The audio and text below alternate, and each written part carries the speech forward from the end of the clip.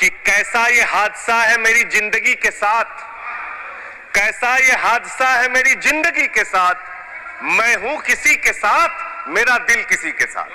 Pension, जहां एक तरफ पुरानी पेंशन की बहाली की मांग हो रही है, लाखों कर्मचारी सड़क पर हैं और मांग करते हैं कि पुरानी पेंशन बहाल किया जाए।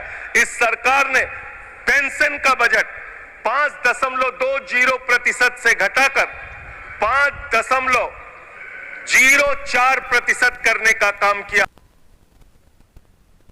दोस्तों, लोकसभा में 78 लाख पेंशन धारकों की पेंशन बढ़ोतरी के साथ साथ लोकसभा में एक बार फिर से गूंजा अर्धसैनिक बलों के वेतन बढ़ोतरी का मुद्दा, चाहे वो हमारे दीपेंद्र हुड्डा हो या फिर संजय सिंह, इसी के साथ ही हमारे माननीय सांसद धर्मेंद्र यादव, सभी के द्वारा एक बार फिर से लोकसभा में पेंशन बढ़ोतरी के मुद्दों को सातों आसमान पर पहुंचा दिया। साथियों, आगे की वीडियो देखिए, इसमें क्या कहा इसमें संजय सिंह के द्वारा। धन्यवाद मान्यवर, आपने बजट पर मुझे बोलने का मौका दिया। मैं अपनी बात शुरू करना चाहूंगा। मान्यवर, हमारे कुछ दोस्त जो कभी इधर हुआ करते थे, अब वो उधर चले गए हैं, उनके लिए चंद पंक्तियों से अपनी बात शुरू करूंगा कि कैसा ये हादसा है मेरी जिंदगी के साथ, कैसा ये हादसा है मेरी जिंदगी के साथ, मैं हूं किसी के साथ, मेरा दिल किसी के साथ। तो जो लोग उधर चले गए मान्यवर, उनका दिल हमारे साथ है, भले वो किसी के साथ हो। मान्यवर, इस बजट का बहुत ढोल पीटा जा रहा है कि बड़ा क्रांतिकारी, बड़ा अच्छा बजट, बड़ा विकसित भारत का बजट है। ये बजट क्या है मान्यवर? पूरे देश को पता चलना चाहिए कि भारत माता की सेना रक्षा के लिए जो बजट आता है, उस बजट में कटौती करने का काम किया गया। 9.6% से घटाकर 9.43% किया गया। भारत का अन्नदाता किसान, जो अपने खून पसीने से देश को चलाने का काम करता है मान्यवर, उसका बजट, कृषि का बजट 3.20% से घटाकर 3.15% किया गया। स्वास्थ्य का बजट, हिंदुस्तान 144 करोड़ लोगों का देश है मान्यवर, लेकिन बड़े अफसोस के साथ कहना पड़ रहा है कि स्वास्थ्य का बजट 1.97% से घटाकर 1.85% किया गया। ट्रांसपोर्ट का बजट 11.48% से घटाकर 11.28% किया गया। पेंशन, जहां एक तरफ पुरानी पेंशन की बहाली की मांग हो रही है, लाखों कर्मचारी सड़क पर हैं और मांग करते हैं कि पुरानी पेंशन बहाल किया जाए। इस सरकार ने पेंशन का बजट 5.20% से घटाकर 5.04% करने का काम किया। एनर्जी का बजट 2.10% से घटाकर 1.42% करने का काम किया। वैज्ञानिक विभाग का बजट 0.7% से घटाकर 0.6% करने का काम किया। फूड सब्सिडी का बजट 4.38% से घटाकर 4.25% करने का काम किया। नॉर्थ ईस्ट के विकास का बजट, मणिपुर की तो चर्चा आपने नहीं की, लेकिन नॉर्थ ईस्ट के विकास का बजट आपने 0.13% से घटाकर 0.12% करने का काम किया। सामाजिक कल्याण, जिसमें आपका बिल्कुल यकीन नहीं है, उसका भी बजट आपने घटाया। 1.22% से घटाकर 1.17% करने का काम किया।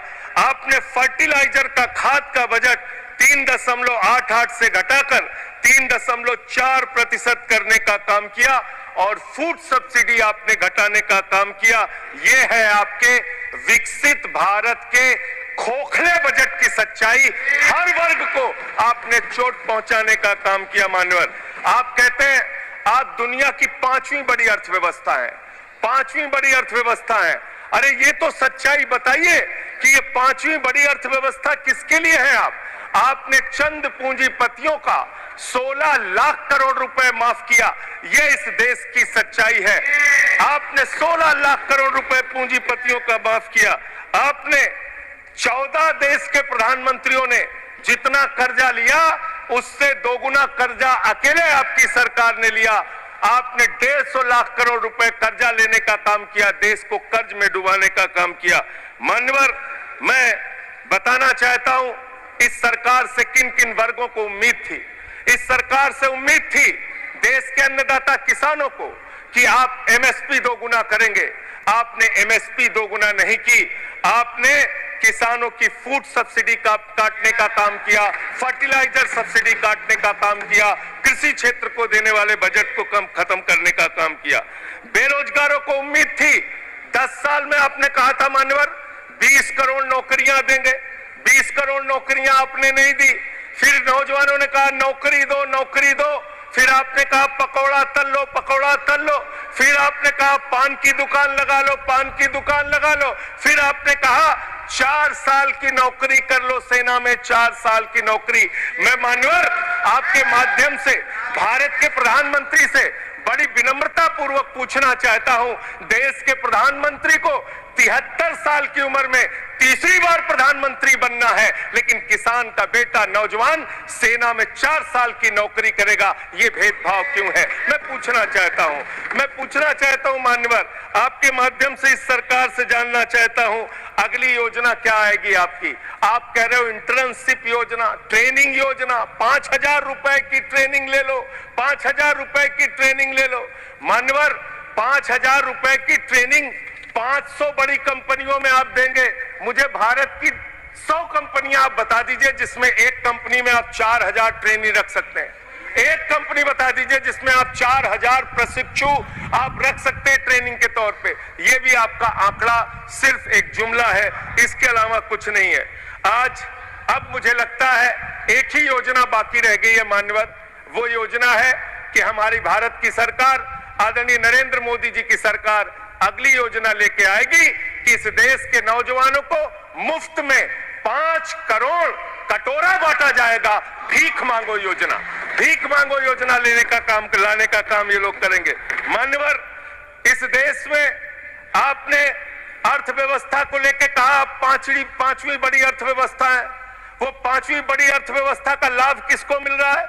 आपके चंद पूंजीपति मित्रों को, जिसका 16 लाख करोड़ रुपए आपने माफ किया, जो हजारों करोड़ लूटकर हिंदुस्तान से चले गए। मान्यवर, मैं बड़ी विनम्रता पूर्वक कहना चाहता हूं, मित्रों बड़ी डिलीटेड जी, डिफिकल्टी। ठीक है सर।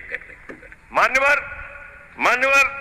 मैं बड़ी विनम्रता पूर्वक आपके माध्यम से पूछना चाहता हूं, क्या इस देश की अर्थव्यवस्था में रेहड़ी पटरी वालों का कोई योगदान नहीं?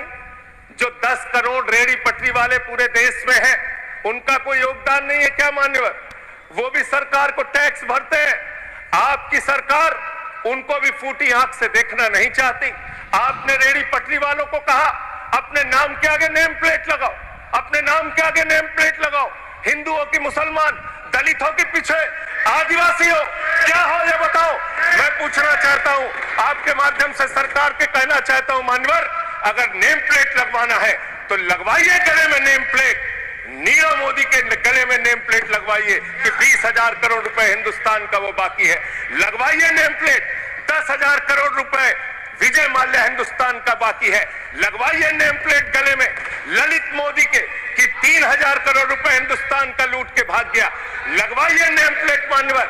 मैं कहना चाहता हूं नितिन संदेशरा के कि वो 6,000 करोड़ रुपए हिंदुस्तान का लूट के भाग गया। लगवाइए नेम प्लेट अडानी के कि 2.5 लाख करोड़ रुपए का कर्जा आपने एक आदमी को दे रखा है। लगवाइए नेम प्लेट उन पूंजीपतियों को जिन्होंने हिंदुस्तान की बैंकों को खाली करने का काम किया। मान्यवर एक सेकंड